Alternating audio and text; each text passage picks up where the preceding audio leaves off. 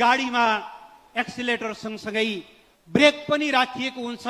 Brake र एक्सिलेटरको समुचित सन्तुलन भएन भने एक्सिलेटर मात्रै थिच्दा दुर्घटना पनि हुन सक्छ भन्ने कुरालाई ध्यानमा राख्दै यहाँहरू अगाडि बढ्नुहुनेछ। सरकार भनेको त गाडी जस्तो हो, गाडीमा एक्सिलेटर मात्र होइन ब्रेक हुन्छ, ब्रेक पनि लाउनुपर्छ भनेर चिन्ता पनि मान्नुभएको छ। त्यस्तो चिन्ता चाहिँ लोकल रोडहरूमा हिँड्दाखेरि गाडी सिधा गइराख्दाखेरि कहिले लेफ्टबाट गाडी आउँछ, कहिले राइटबाट मान्छेहरू आउँछ। तर हाम्रो गाडी लोकल रोडमा हिँडेको गाडी होइन, हाम्रो एक्सप्रेस वेमा हिँडेको गाडी हो। गन्तव्यमा पुगेपछि मात्रै ब्रेक लाग्छ, गन्तव्यमा पुग्नुभन्दा अगाडि ब्रेक लाउन जरुरी हुँदैन। र हाम्रो गाडी अनियन्त्रित पनि छैन, वातावरण पनि मिलेर गएको छ। त्यही भएर हाम्रो पार्टीप्रति, हाम्रो सरकारप्रति जुन चिन्ता लिनुभएको छ त्यसको लागि धेरै धेरै धन्यवाद पनि दिन चाहन्छु। चिन्ता लिनु राम्रो कुरा।